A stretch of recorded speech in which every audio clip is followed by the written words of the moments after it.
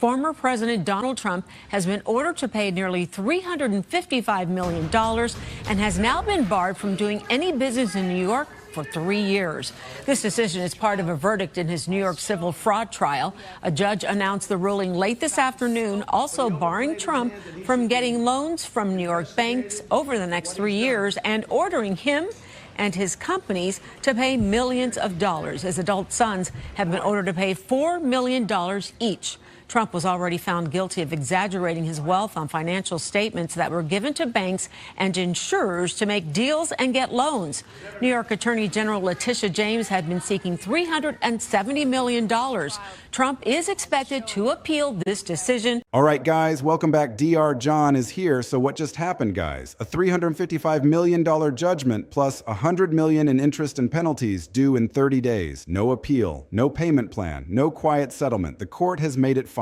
For the first time in his career, Trump has to come up with real money from real accounts. And he doesn't have it just sitting around. This isn't a legal setback. It's a demolition order, arriving in the middle of impeachment proceedings. First, we have some breaking news. A verdict has now been reached in Donald Trump's New York civil fraud trial. A big penalty here, the judge imposing a $364 million penalty over what he said was a years-long scheme to dupe banks with financial statements that inflated the former president's wealth. Trump has also been barred for 3 years from serving as an officer or director of any New York corporation. Now his sons, Don Jr. and Eric, have been barred for 2 years as well. Trump is expected to appeal. We will have much more on this story coming up in our next half hour. A collapsing party coalition and federal judges cornering him from every direction at once. So what does a man like Trump do when he gets cornered like this? He does exactly what you would expect. He erupts. Reports surfaced almost immediately of a complete meltdown inside the White House. The Oval Office cleared out in a fury. Staffers were dismissed on the spot.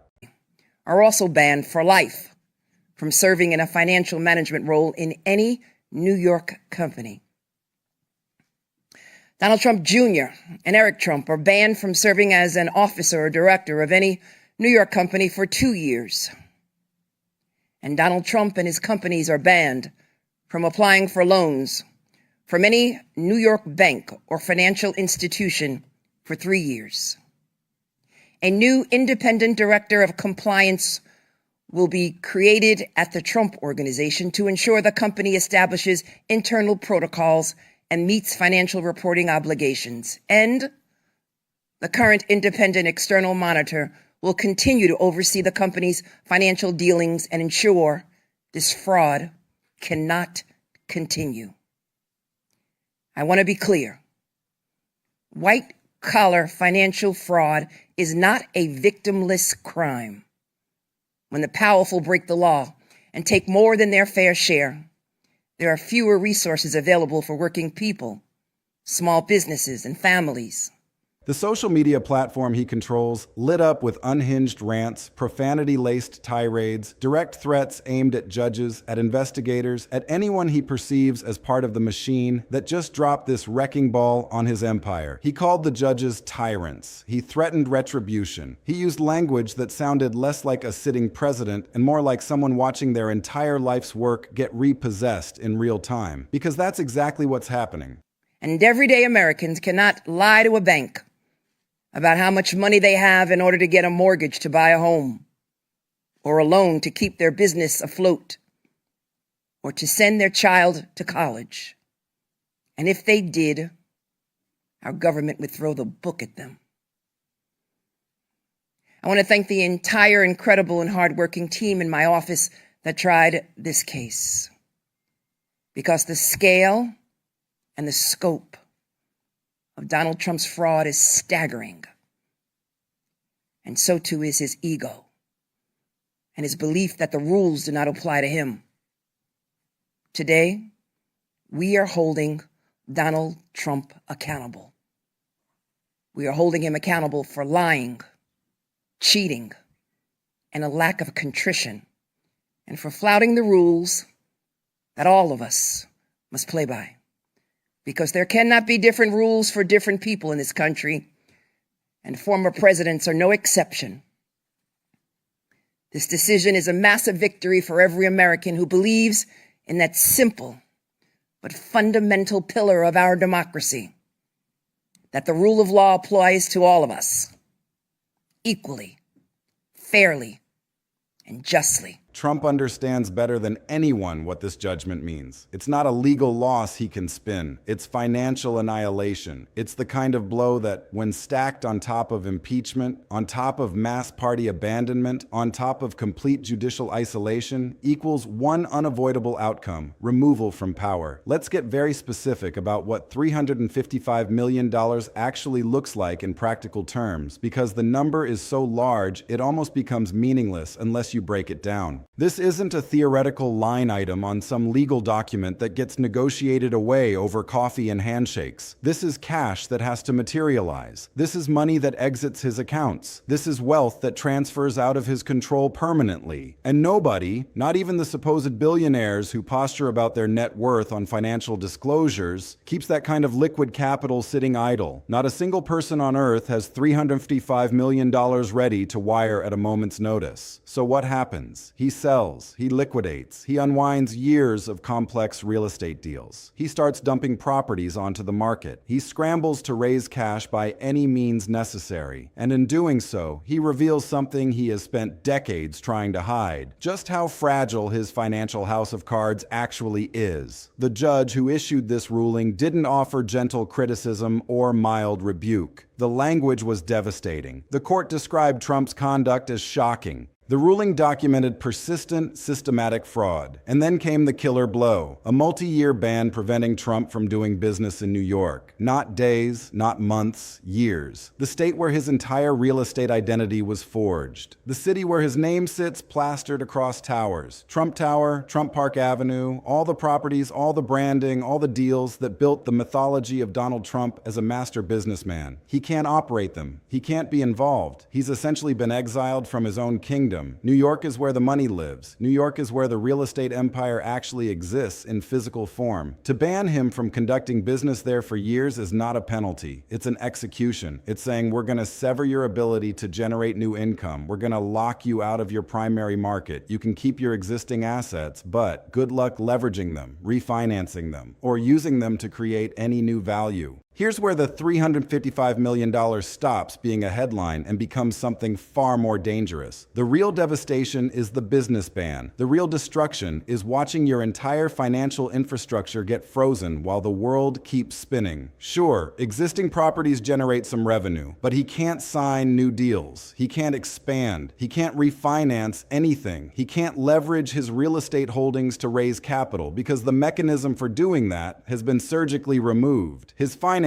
are locked in amber, frozen solid, and this freeze arrives at the most catastrophic possible moment because Trump is simultaneously drowning in crises that all demand resources, attention, and most importantly, cash. Impeachment is grinding forward with terrifying speed. Senate Republicans who once protected him are now signaling through every back channel that conviction is genuinely on the table. Federal judges across multiple cases are authorizing contempt charges and making moves that suggest arrest warrants aren't far behind. The Department of Justice is a smoking crater of firings and resignations. His administration is hemorrhaging talent. His party has started calculating their own survival odds. His base is showing cracks that didn't exist weeks ago. And right as all these dominoes are tipping over, this financial sledgehammer comes down with enough force to crack concrete. This is what observers have called death by 1,000 cuts. But that's underselling it. This isn't 1,000 small things. This is a handful of enormous things all converging at the exact same intersection. One crisis alone would be serious. Two would be a nightmare. But impeachment plus financial judgment plus judicial strangulation plus wholesale party abandonment all landing simultaneously, that's existential. That's removal level pressure. That's the kind of convergence that doesn't just wound a presidency, it ends one. But here's what makes this moment fundamentally different from every other scandal Trump has slithered away from. This isn't a political attack he can counter with social media outrage. It's not a judicial ruling sitting in in some appeals pipeline that buys him months of delay. It's not a congressional action with procedural loopholes he can exploit. This is a final financial judgment. The ruling is issued. The gavel has come down. The only remaining question is how he deals with it. How does he come up with the money? How does he comply with a business ban that cuts him off from his own identity? How does he restructure an empire that just had its foundation blown apart? And the brutal answer that's becoming harder to ignore with each passing hour is that he probably can't.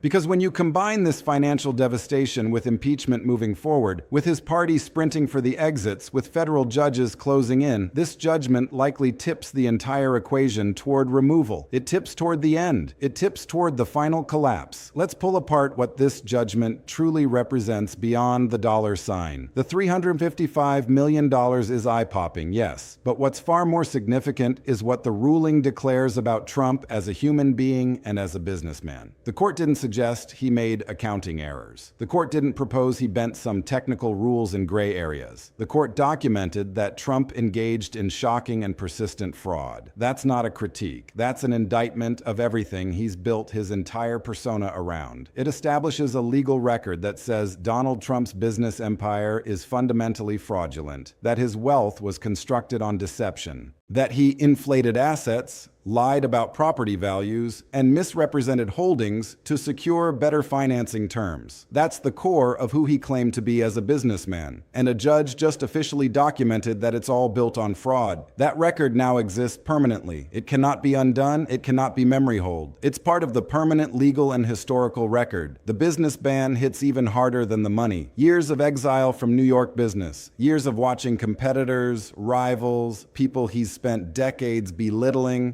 continue to operate freely in the market he considers his personal playground while he's frozen on the outside looking in. For someone whose entire identity is wrapped up in being a builder, a deal maker, a real estate titan, having the court strip away his ability to participate in that world is psychological warfare of the highest order. Think about the practical nightmare this creates. Trump has buildings in New York approaching refinancing deadlines. He has properties requiring capital investment to maintain their value. He has deals in various stages that need signatures and operational involvement. And now he can't directly touch any of it. He can't be the face. He can't sign the documents. He can't be the operator. Everything gets routed through proxies, lawyers, accountants. Every transaction becomes more expensive. Every deal takes longer. Every process gets infinitely more complicated. And all of this extra friction, all of this additional cost lands right as every other crisis is demanding his resources. This timing couldn't be more brutal. Trump desperately needs liquidity right now. He needs to hire more lawyers for impeachment defense and criminal exposure. He needs to post bonds for various legal proceedings. He needs cash reserves to project strength and stability.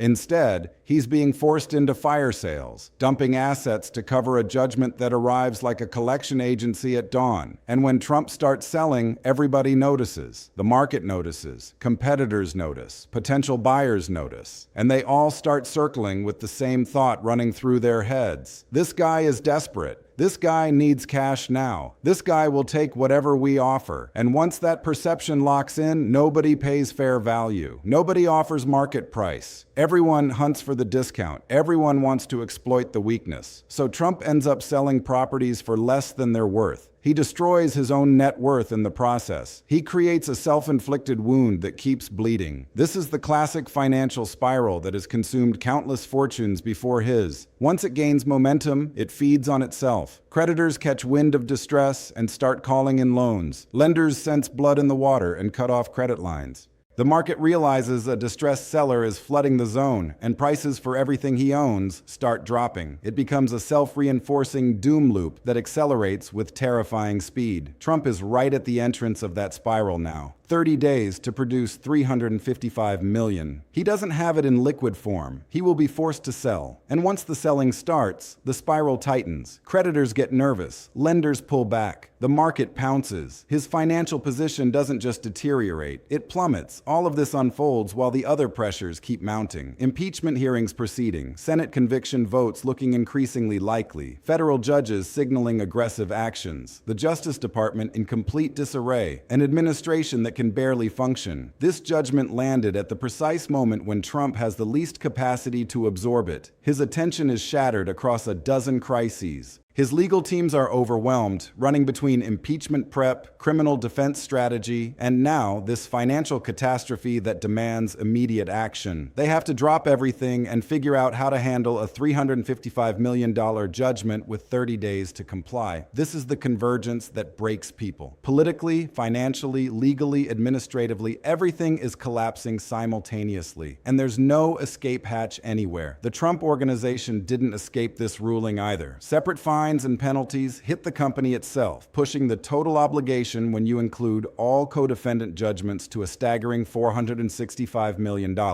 That's money the organization has to come up with on top of Trump's personal obligation. The financial pressure multiplies instantly. The need for asset sales accelerates. The liquidation timeline compresses. And all of it happens while Trump watches his approval ratings crater to depths that historically signal the end. 34%. That's the number. That's the kind of approval rating that doesn't just suggest political weakness. It screams that the public has turned decisively and permanently. And when approval collapses to that level, it sends a message to every senator calculating their vote, every judge weighing their next move, every political ally deciding whether to stand firm or run for cover. The message is simple. This man has lost the confidence of the American people. He's finished. Moving against him carries no political downside anymore. So Trump faces the perfect storm in its most literal form. Financial obliteration from the judgment, political strangulation from Congress, judicial encirclement from the courts, public rejection reflected in those brutal approval numbers, party abandonment from senators who've done the math on their own survival. It's all converging. It's all pointing toward the same unavoidable conclusion. Trump is in existential danger. Trump is facing removal. Trump is staring at potential bankruptcy. Trump is looking at the very real possibility of incarceration. And there is no hiding place anywhere on the board. The simple question everyone's asking is whether he can survive this. The simple answer is almost certainly not. The $355 million obligation, combined with impeachment, combined with judicial isolation, combined with party abandonment, creates a compound pressure that's likely fatal. The judgment forces liquidation at the worst possible moment. He has to sell assets, raise cash, meet a deadline while everyone knows he's under duress. That dynamic guarantees terrible prices, value destruction, and a public display of financial weakness that he's spent his entire career avoiding. And this matters because financial pressure is the one form of pressure Trump cannot tweet his way out of. Political attacks, he can rally his base. Congressional investigations, he can stall and obstruct. Impeachment? He survived it before through sheer partisan loyalty. But a final financial judgment with a 30-day clock? There's no negotiation. There's no delay tactic. There's no social media post that makes $355 million disappear. The business ban is arguably more devastating than the money because it severs future income at the root. Trump isn't just sitting on a pile of static assets. His wealth generation depends on constant deal-making, constant refinancing, constant leveraging of his brand and properties to extract new value. The ban cuts that off entirely for years. He's stuck with existing holdings but stripped of the ability to grow them, to leverage them, to use them as engines for new wealth creation. For someone whose entire brand is built on the mythology of the dealmaker, being told you cannot make deals in your own backyard is a form of public castration. And the timing of this judgment couldn't be worse because Trump has no political allies left who are willing or able to help him. If he still commanded a loyal Senate majority, if his party was still unified behind him, if federal judges owed him favors, maybe there'd be some path to negotiate a payment structure or buy more time. But that world is gone. The Senate is calculating conviction votes. Judges are moving aggressively against him. His party is scattering. He's completely isolated. No one's coming to save him. No one's riding in with a legal maneuver or a political fix. He's on his own. The financial distress also functions as a political accelerant. Once senators see Trump forced into asset sales, once they watch him scramble for cash, once the narrative shifts from billionaire businessman to financially desperate defendant, their vote calculus changes completely. Why would any swing state Republican risk their career defending someone who might be bankrupt? Why would they chain themselves to a sinking ship when their own re-election depends on showing independence? The financial judgment isn't just a money problem. It's a political signal broadcast at maximum volume. It tells everyone anyone in power that Trump is done. It gives permission to abandon him without consequence. The business ban raises genuinely novel questions about the presidency itself. Can someone serve as commander-in-chief while legally barred from conducting business in a major American state? Can a president under this level of financial siege actually focus on governing? Can someone facing potential bankruptcy and cascading legal consequences function as the leader of the free world? These aren't abstract philosophical questions. These are real considerations that senators will weigh during impeachment. These are real concerns that judges will factor into their rulings. These are real problems with no precedent and no easy answers. So where does all of this land?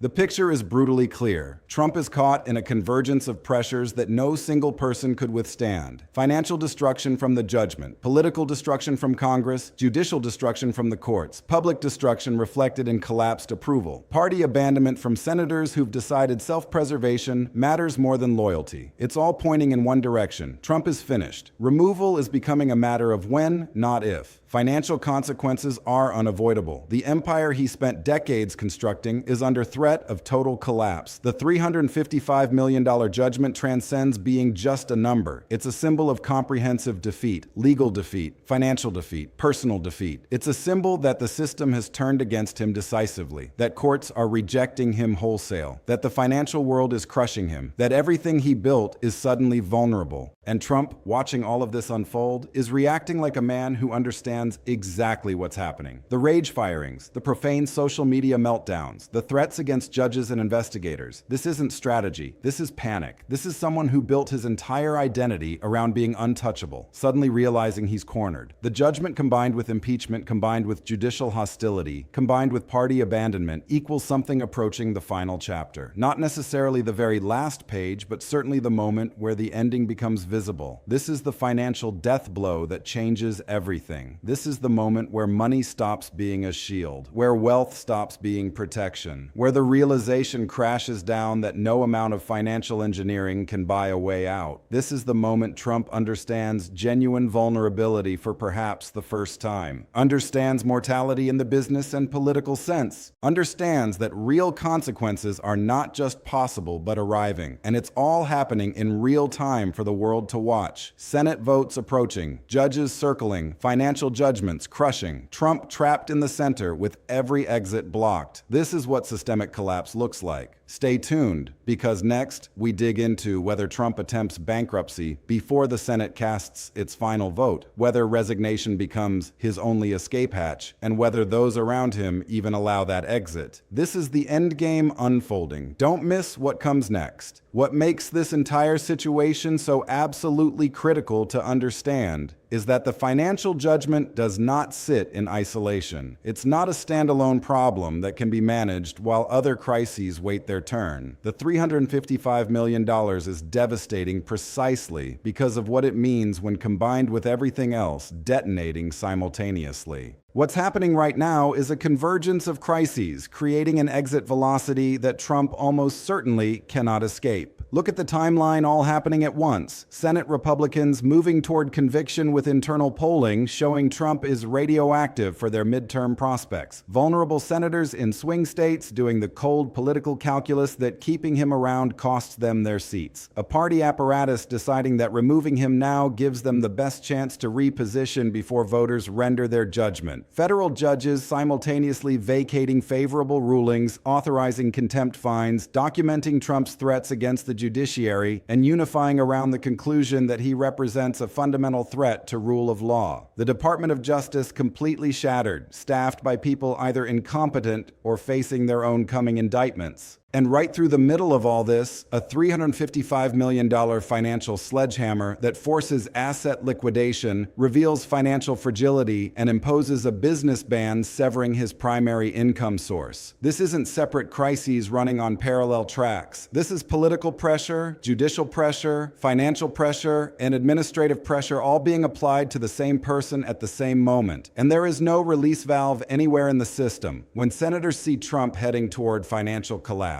when they see potential bankruptcy on the horizon, when they see genuine desperation, their conviction votes become easier to cast. They ask themselves why they're defending someone who's obviously finished.